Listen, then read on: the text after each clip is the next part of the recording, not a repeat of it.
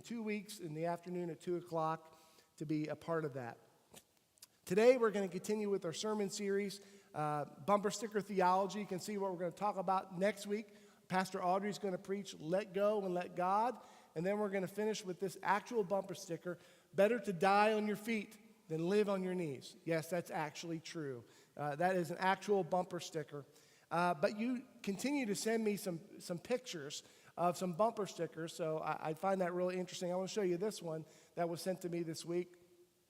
I came, I saw, I had anxiety, so I left. I got a kick out of that one. Here's another one I saw. Honk if you love Jesus. Text if you want to meet him. That was sent to me. This other one, I like this one. The closer you get, the slower I drive. That's my style. I like that. And then today, we're going to talk about this one. I've got nothing against God. It's his fan club I can't stand. Some of you have people in your life that maybe are like that, who I really don't love the church. I'm not really a big fan of the church. Some of you might feel this way yourself, that you have Christians in your life and you think they sort of say one thing and they live another. And so today we're going to talk about hypocrisy. Hypocrisy. Hypocrisy is everywhere, not just in the church. There's a story that's told of some people who were, actually it was cardiologists, doctors, nurses, medical staff gathered for this large convention in a big arena. And they were talking about healthy eating, making good choices. But what do they do for the 2 days while they're there in the break times? They ate a lot of bad food. They ate hamburgers, fries, that type of stuff. And one cardiologist said to another, do you feel guilty at all? You're being a bad example. And he said, no, I don't feel guilty. I just take my name tag off and the guilt goes away, right? But there's some others that it hits a little bit closer to home. Some of you might remember John Lennon, one of the Beatles. His son, he sang about peace and love. After his dad died, and he wrote later on in his life, he said this about his dad. I felt that my dad was a hypocrite. My dad would talk about peace and love to the world, but he could never show it to the people who supposedly meant the most to him, his wife and his son. Some of you perhaps have been let down by people that you've respected, that you love, that made a difference in your life. And there's a lot of people who don't like the church because of the hypocrisy within it. And it's not just about church being boring or irrelevant. They actually see church as part of an evil in the world. They see the church or the Christian movement as having a political agenda, that we're more about what we're against than what we're for, that we're more oppressive to people, that we're judgmental and negative. Some of you, one of my favorite things from The Simpsons is a guy named Ned. Any Simpsons fans here? Ned Flanders, some of you know that. He's kind of the stereotypical Christian, and Homer Simpson's outside of his house, and Ned Flanders is packing stuff in his car. He said, where are you going? And Ned Flanders said, well, we're going to Christian camp to learn how to be more judgmental. So that's how some people see the church. And they resonate with Gandhi's statement that I like your Christ. I don't like your Christians. Your Christians are so unlike your Christ. So how do we respond to hypocrisy, not just in the world, but in the church? If you're taking notes, you can access the sermon notes on the YouVersion app. I want to say 4 things specifically about hypocrisy in the church, but let's specifically get a definition of hypocrisy. This is one definition that you'll see here. One who plays a part, an actor, somebody wearing a mask, someone pretending to be something that they are not. It actually comes from the stage where they would have just a few limited actors and they would take a mask and put that over themselves. And that was called a hypocrite. So what are some responses to hypocrisy in the church? First thing I want to say is this. The church should be full of hypocrites. The church should be full of hypocrites. Remember what Jesus said. I have not come to save the righteous, but who? but sinners. He said, I came to seek and save the lost. The common thing that all of us, that binds us together is we all fall short.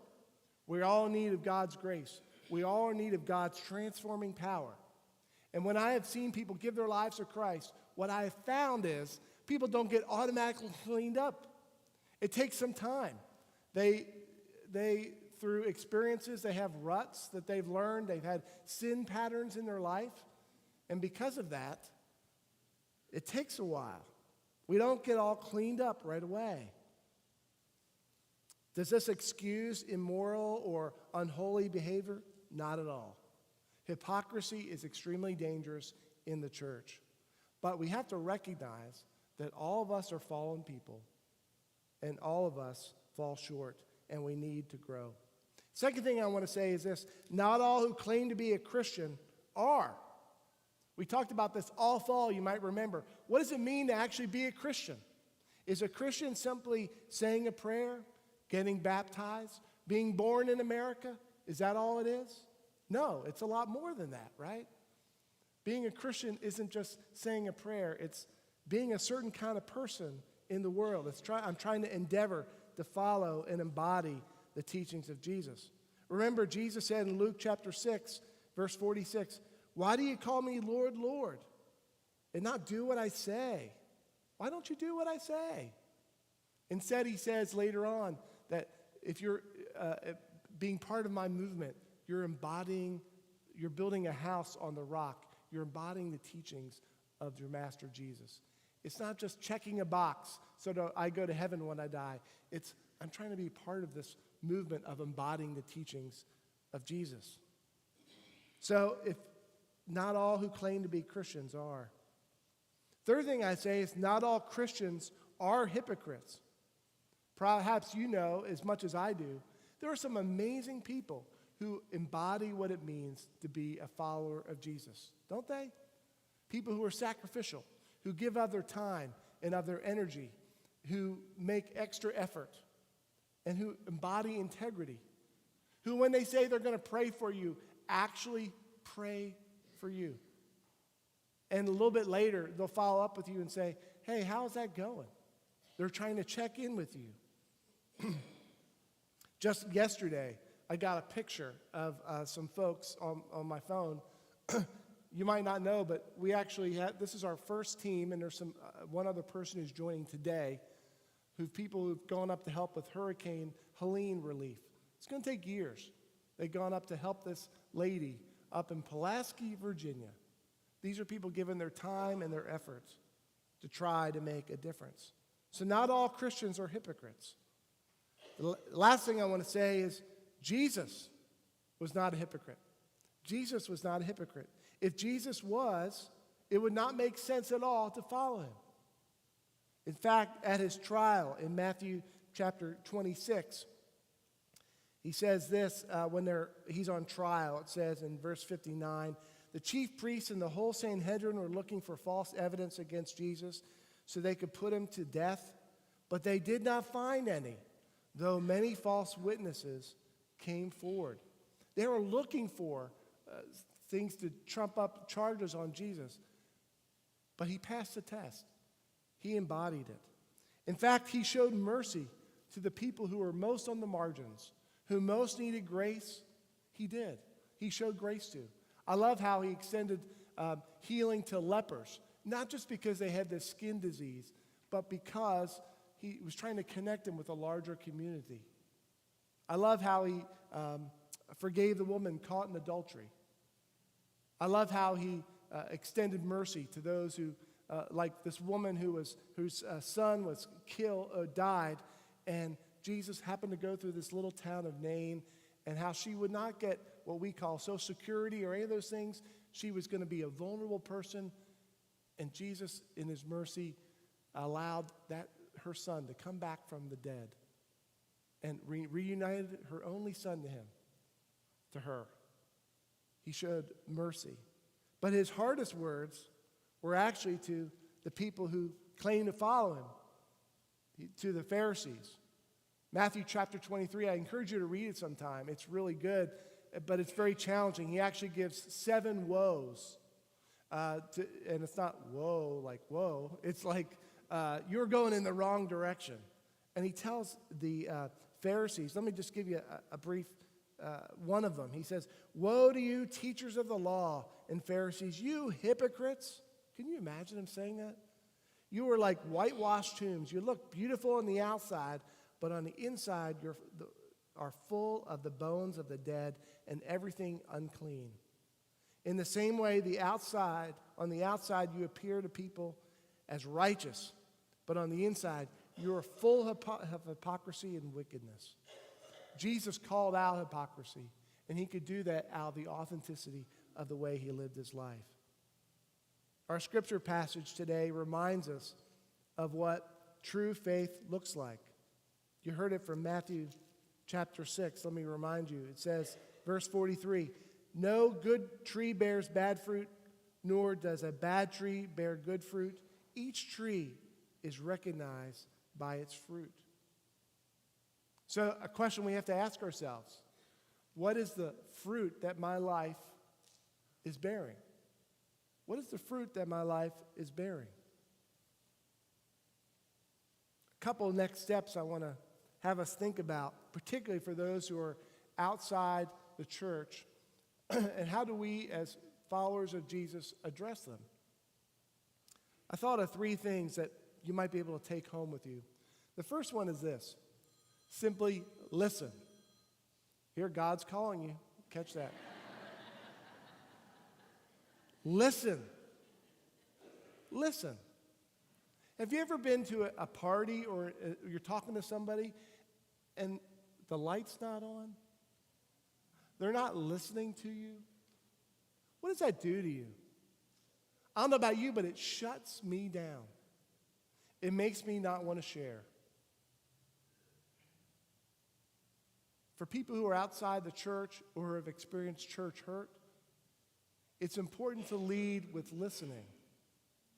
Because listening is actually loving.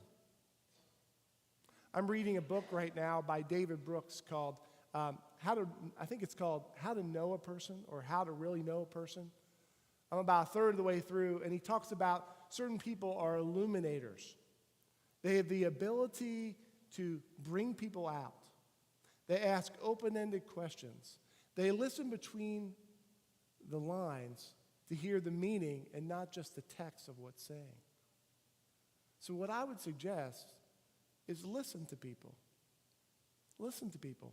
Some people have stories they need to share. And the best thing you could do as a person who's following Jesus is just simply listen to their story. And then, as appropriately, to respond. It might mean to say, "I'm sorry." I don't know what it might be, but listening makes a difference. Second thing I want to say is, and this comes from my heart, make the church better. Make the church better. 1 Peter chapter 2, verse 12 says this: "Live such good lives, loved among the pagans, that though they accuse you of doing wrong, they may see your good deeds and glorify God on the day he visits us." Make the church better.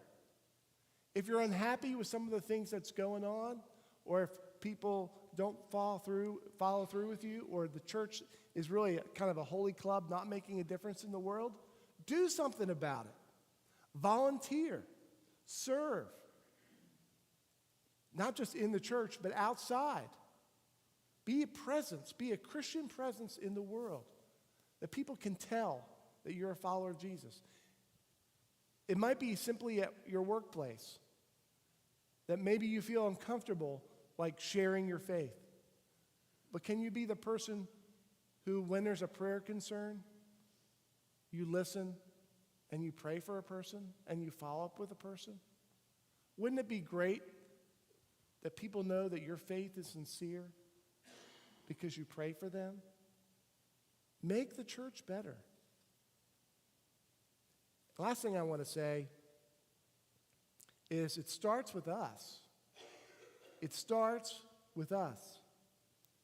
You might remember these words from Jesus on the Sermon on the Mount, Matthew chapter 7, verse 3. He says, "Why do you look at the speck of sawdust in your brother's eye and pay no attention to the plank in your own eye?" By the way, Jesus is sort of using comedy here. Imagine that he goes on to say, "How can you say to your brother, 'Let me take the speck out of your eye,' when all the time there's a plank in your own eye? You hypocrite! First take the plank out of your own eye, and then you will see clearly to remove the speck from your brother's eye." Jesus is sort of making a comedy. Can you imagine a plank coming out of somebody's eye and you're just whacking people over it? Instead, take care of yourself. Don't be condemning to everybody else. Take the plank out of your own eye. Don't try to take the little bit out of somebody's eye. Sometimes we're the opposite, right? We can nail the speck in somebody's eye and just be known as judgmental and put people down. But the reality is we need to be kind of people who ask ourselves, hey, is there any hypocrisy in my life? Maybe with my words or my actions? Let me give you a couple of examples. Do you tell any white lies? Did you know there's really no such thing as a white lie? You lie or you don't lie. That's what it is, right? Are you a person who lies? Are you a person whose word can be trusted? Or maybe you have some colorful language, quote unquote, come out of your mouth. Scripture says, "Let no unwholesome talk come out of your mouths, only which is helpful for building others up, so it may benefit those who listen." Or maybe it's actions. Maybe it's your finances. Is there a character flaw within you? Would you ask God to say, is there anything in my life that isn't in line with your will?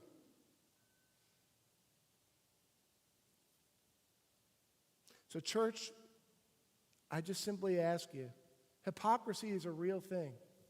It's a real thing in the church, and many times we can resonate with that statement. I got nothing against God, but it's his fan club I can't stand.